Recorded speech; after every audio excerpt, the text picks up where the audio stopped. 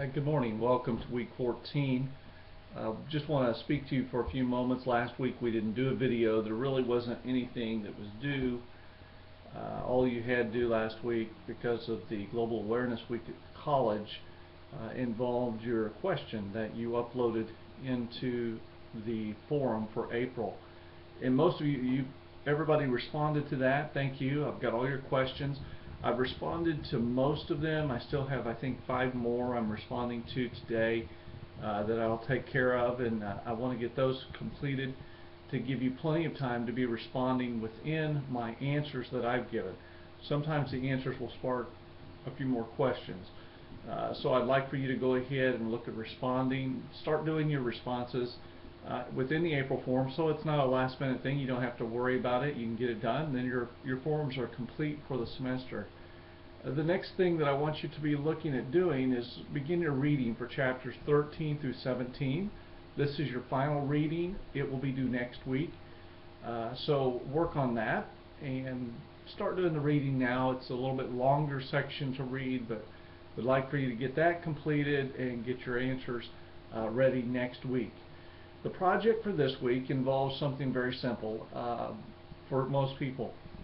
However, sometimes it's simplified too much, and what I mean by that is often our students that I have in the class, they will wait till the last minute, try to do up a prayer letter, and they just type a standard letter and say, "Dear Pastor, thank you for everything you do," blah blah blah. It's just a letter. There's no pictures, there's no graphics, no formatting, no nothing done to it, and those letters don't stand out. Those letters oftentimes aren't read, and sadly you'll find those letters just pass right over the pastor's desk. And you say, well, why are they important? The letters are your communication link between you and the church. If you are not connecting with the church, you will find in time they become disconnected to you, and you may find either support drop off, support fade, or whenever you make an actual request, they don't even read your letter and you get no response. The problem a lot of times missionaries have is they turn around and they say, why doesn't somebody respond to my letter? Why when I ask for a certain amount of funds for this need or this ministry need, why won't they respond? It's because they're not even looking at your letter. So what I have here is I have a PDF file. It's it's called Missionary Communication, written by Ellen Livingood.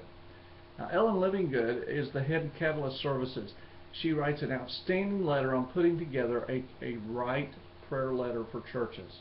So what I want you to do is I want you to read through this. It's very short. It's 4 pages. And I'll know whether you have or not. Every year I have students that they'll send me just a standard letter. I know they didn't read this because I expect you to read this letter, and I expect you to use several of the points that she has within it. A few of them are like this. When you describe your people that are in your ministry, describe them in 3D. The reason being is because that way people will own your ministry.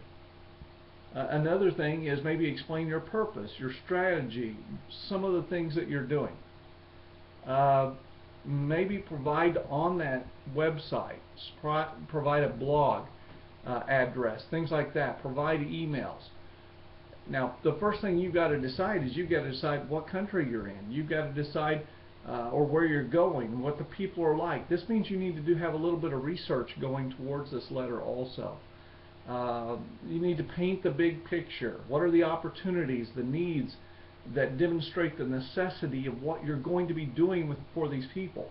I will let you determine. Since this is preparation for living abroad, you need to determine whether you are a deputating missionary, you're out on deputation already, or you have just recently arrived to the field or been on the field for up to a year. And you have to describe from that aspect, from that vantage point.